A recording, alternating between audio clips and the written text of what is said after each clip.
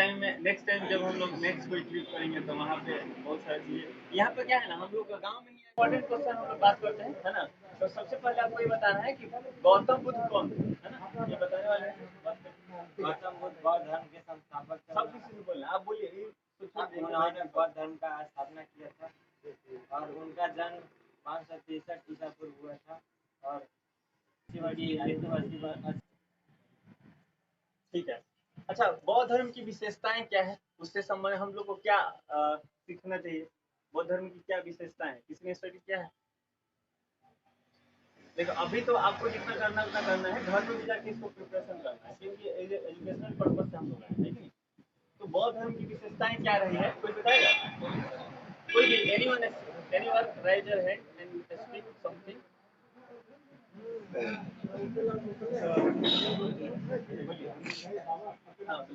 Sir बौद्ध धर्म हिंदू धर्म था तो सर बुराइयां रुचि को मिटाने के लिए बौद्ध धर्म का स्थापना किया भगवान बुद्ध ने।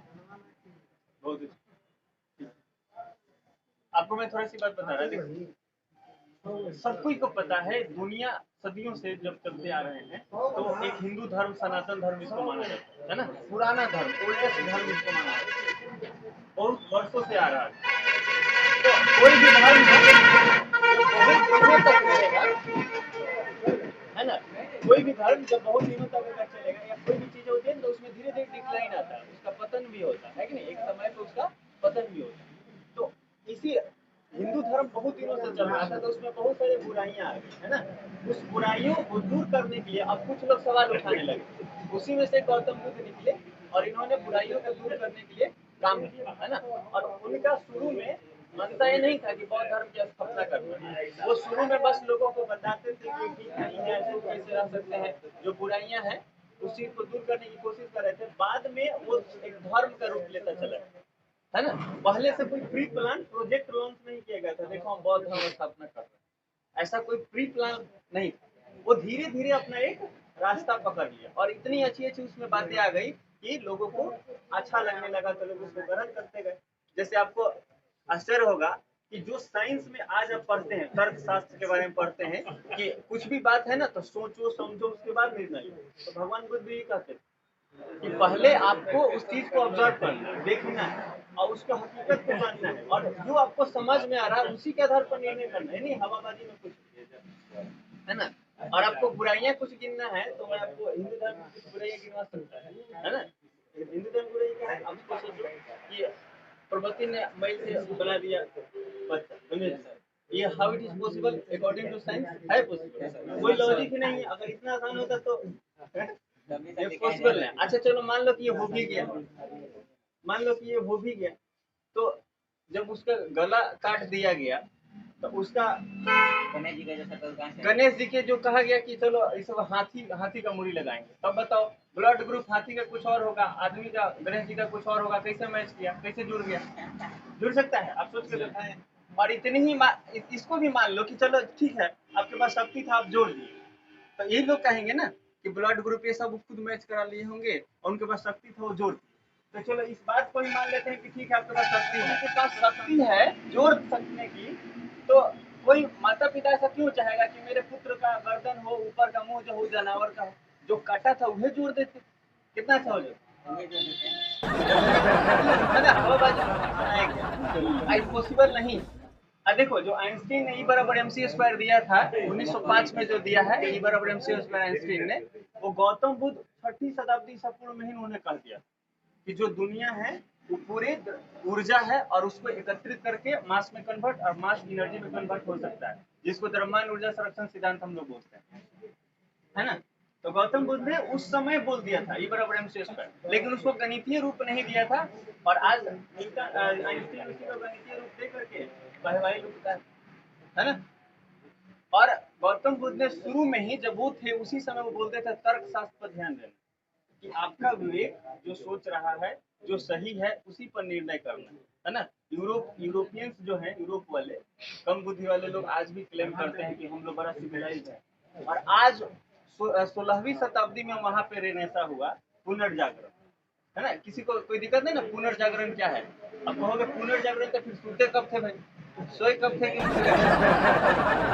एक धर्म वहाँ भी कोई भी जगह होता है ना, वहाँ भी बहुत सारा बुराइयां हो जाता है। तो यूरोप में जो धर्म चल रहे थे उसमें भी बहुत सारा बुराइयां आ गया, तो लोगों ने साइंस के अकॉर्डिंग अपने आप को सुधारा, उसी को बोला गया पुनर्जागरण। 16वीं शताब्दी में हुआ है ना, और 16वीं शताब्दी में यूरोप में हुआ, अब भारत में 6वीं शताब्दी में वो हो चुका था। मतलब आप ऐसे भी सोचो तो कम से कम हम लोग 2000 वर्ष पहले हैं यूरोपियन, लेकिन धीरे धीरे यहाँ पे बहुत सारे आक्रमण हुए, इस वजह से बहुत सारा डिक्लाइनेशन आया और चीजें ठीक नहीं हो, है ना। और आज हमसे थोड़ा आर्थिक स्थिति में देखा जाए तो यूरोपियंस आगे हैं, है ना, क्योंकि हम लोगों ने धर्म पे थोड़ा सा ज्यादा ध्यान दीजिए और उस पर बड़ा, हालांकि ये बहुत अच्छा चीज है, कोई व्यक्ति अगर धार्मिक रहे तो बड़ा अच्छा होता है। बौद्ध धर्म की बहुत सारी विशेषताएं हैं, उसमें एक बताया गया था हिंसा नहीं करना, है ना।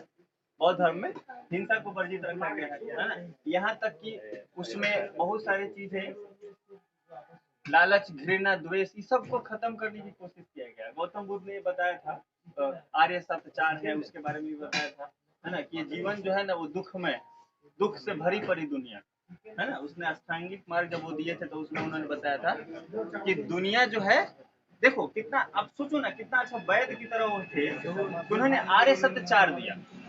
और 4 आर्य सत्य में पहला आर्य सत्य क्या है कि दुनिया दुखमय है ना, और दूसरा आर्य सत्य क्या है, हर दुख का कारण। कारण उन्होंने क्या बताया, घृणा, द्वेष, है ना, ये सब चीजों को बताया, लालच वगैरह को कारण बताया कि दुखी का कारण। और तीसरा आर्य सत्य में उन्होंने बताया कि हर दुख का निवारण भी है, उसका निवारण किया जा सकता है। और चौथा आर्य सत्य में उन्होंने निवारण कैसे कर सकते हैं, इसके लिए 8 रास्ते बताया उन्होंने, जिसको अष्टांगिक मार्ग का, है ना। और आज 8 रास्ते कैसे साइंस की तरह है कि पहले है एक्सेप्ट करो, फिर उसके बाद कारण है, दुखी ना होना है, फिर कारण का तरीका है, सॉल्व कैसे करेंगे, पूरा विधि है, पूरा अच्छा से उसको डिस्क्राइब किया है ना। और आज मैं आपको जानकारी की बताऊं, पुंज, प्रकाश पुंज कहा जाता है गौतम बुद्ध को ऑफ एशिया, एशिया के प्रकाश पुंज, लाइट ऑफ एशिया कहा जाता है। ये प्रकाश पुंज जिस समय यहाँ पे थे तो सचमुच से जगमगाया था समय। हमारे देश में दुखी की बात है कि भारत में ही ये धर्म चला था, इतनी अच्छी लोकतांत्रिक तरीके से थी सब कुछ, लेकिन वो विश्व में तो बहुत जगह हो गया, लेकिन हमारे देश में उसका जरे बड़ा कमजोर है। मैं आपको जानकारी के लिए बताऊं, जैसे भारत को हम क्या कहते हैं कि धर्मनिरपेक्ष देश है, बोलते हैं ना, बट ऐसे 6 देश हैं इस पूरे दुनिया में जो बौद्ध धर्म को अपना राष्ट्रीय धर्म मानते हैं, है ना।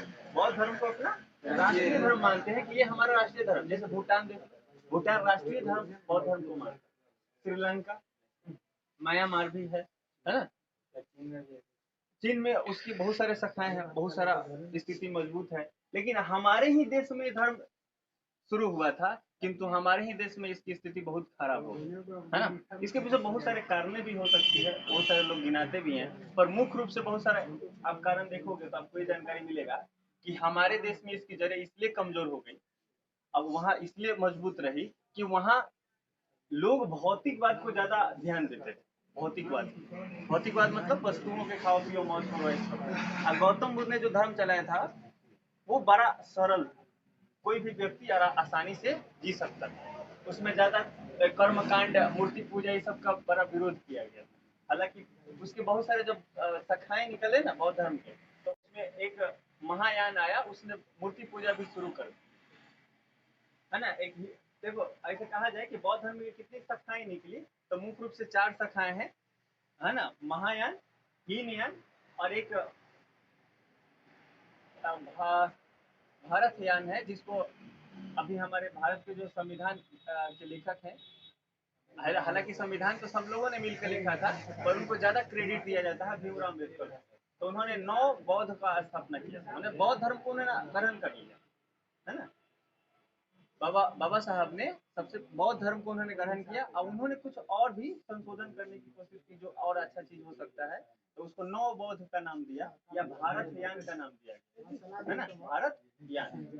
तो भारत यान आज हमारे देश में 87% लोग जो है वो भारत सॉरी, जो 1% लोग हैं हमारे, जो पूरे देश की जनसंख्या है ना, उसमें से 1% से भी कम लोग हैं जो बौद्ध धर्म को मानते हैं, अब उसमें से भी 87% लोग ऐसे हैं जो केवल महाराष्ट्र से आते हैं। महाराष्ट्र से क्यों आते हैं? क्योंकि बाबा साहब का जन्म महाराष्ट्र में हुआ, तो महाराष्ट्र में उनकी जड़ें मजबूत हो गई। और 9 बौद्ध कहो या भारतयान कहें, तो भारतयान महाराष्ट्र में ही रहा, है ना। और जो महायान कहते हैं, ये महायान गौतम बुद्ध की जो बातें थी शुरू में तो माना, पर बाद में उन्हीं की बातों को भूलकर वो मूर्ति पूजा भी शुरू कर दी। हीनयान अभी भी अपने मूल रूप में है, गौतम बुद्ध ने जो बातें कही थी उस मूल रूप में अभी भी है ना। और एनसीईआरटी वगैरह में भी ये सब क्वेश्चन का जिक्र किया गया है ना। कोई सोचेगा तो कहेगा कि आप बताओ कि कितना पढ़ाए हैं, सॉरी कि हम बहुत कम दिन से आप लोगों को पढ़ाए, नहीं तो आपको ये सब पता हो। हमारा जो राज है बिहार, इसका नाम बिहार क्यों था? देखो आज से एक बात गांठ बांध लो, आपके पास जो भी सिलेबस है ना, किताबें जो दी गई है 9th क्लास 10th क्लास में जो 14 बुक्स है, उस 14 बुक्स को पढ़ना है। केवल मैथ साइंस ना करना, है ना। बहुत सारे लोग मैथ साइंस के पीछे भाग रहे हैं, भाई करोगे क्या मैथ साइंस पर? उसका भी कुछ लिमिटेशन है ना। आपको हर सब्जेक्ट पढ़ना है, क्योंकि सेट करने वाले ने 14 बुक क्यों रखी आपके लिए, क्यों रखा 14? उसको पता है ना कि कुछ चीजें, वो 14 बुक आपके लिए कंपल्सरी है तभी रखा गया, नहीं तो खाली मैथ साइंस पढ़ाते, कहते मैथ साइंस पढ़ो पहले पढ़ोगे सब ना।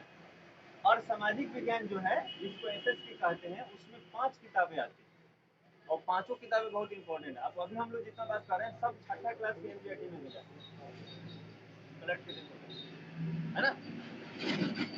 इसका आंसर समझो, जो हम लोग बिहार लिखते हैं ना, तो ब लिखते हैं ना, वा को काट देते हैं, है ना, वा को काटते हैं तो ब बन जाता है।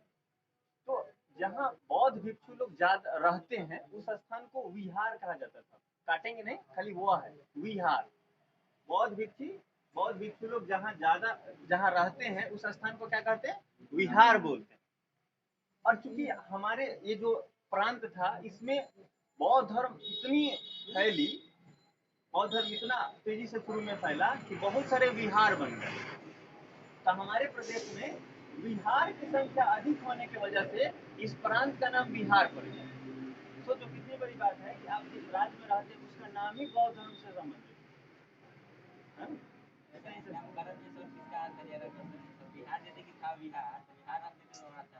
वो बोलते हो गया हाँ बिहार हो गया, है ना। उसको वहाँ से बिहार है ना। जैसे विपुल को विपुल, लोग बहुत सारे विपुल लिखाते लोग विपुल बोलने लगते हैं। अब तो कुछ लोग भी लिखते हैं, हालांकि शुद्ध तो भी ही होता है कि नहीं।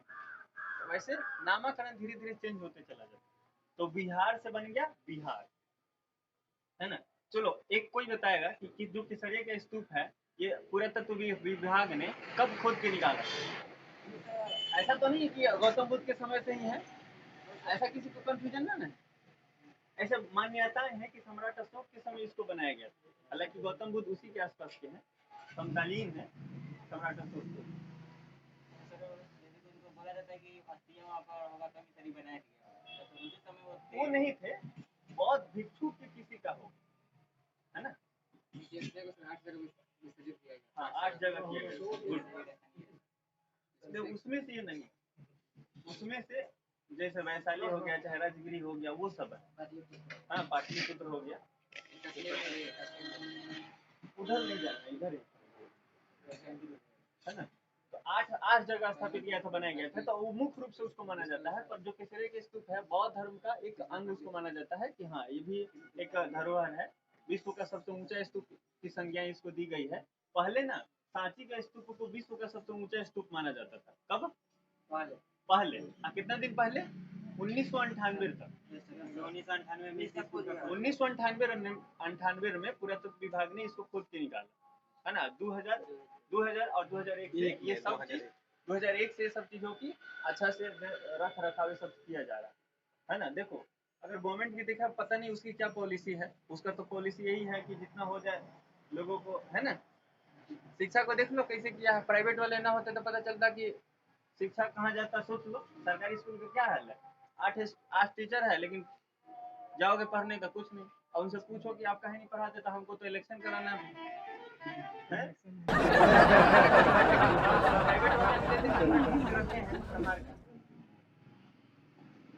तो स्थिति बहुत बुरी है शिक्षा दृष्टि से देखा जाए। अब सोचो ये दुनिया का सबसे ऊंचा स्तूप है, दुनिया का सबसे ऊंचा स्तूप। क्या इसको टूरिस्ट प्लेस नहीं बना सकते हैं? बना सकते हैं कि नहीं? और इसको बना करके सरकारी से रेवेन्यू भी इकट्ठा कर सकती है, उसको फायदा भी हो सकता है बहुत सारा। पर एक होता है ना पॉलिसी हो, आज से लगभग 5 साल पहले एक रेस्टोरेंट बनाया गया है यहाँ पे बगल में, आपने देखा होगा।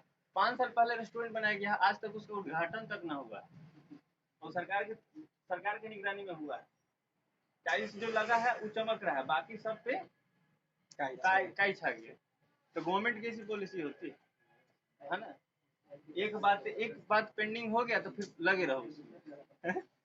होता है ना, एक्टिव होने की जरूरत है इस दुनिया में, है ना। एक बात थोड़ा सा ध्यान रखना, आदर्श आदर्श और एक होता है व्यवहार। आदर्श मतलब होता है ना जो किताबों में लिखी गई है बात, जैसे संविधान में ये बात लिख दिएगा कि ऐसा ऐसा करना है ना। संविधान में तो ये है कि आप किसी को एक थप्पड़ मारोगे तो उसको भी पनिशमेंट है, हालांकि व्यवहार में होता है नहीं होता। आप मारोगे जाओगे पूछे तो एक और दे देगा ना।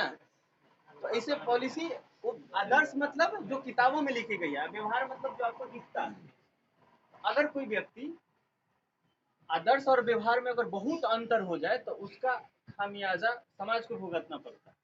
लेकिन अगर कोई व्यक्ति आदर्श बराबर व्यवहार हो जाए, कि जो आदर्श में लिखा व्यवहार भी वैसा ही करे, तो उसको खुद ही भुगतना पड़ता है ना। इस बात को समझना इम्पोर्टेंट। आदर्श और व्यवहार दोनों अगर दूर दूर हो जाए, कि लिखा कुछ और है कर कुछ और रहे, तो उसका खामियाजा किसको भुगतना पड़ेगा? समाज को। और वो व्यक्ति तो निकल ही जाएगा। लेकिन आदर्श बराबर अगर व्यवहार हो जाए,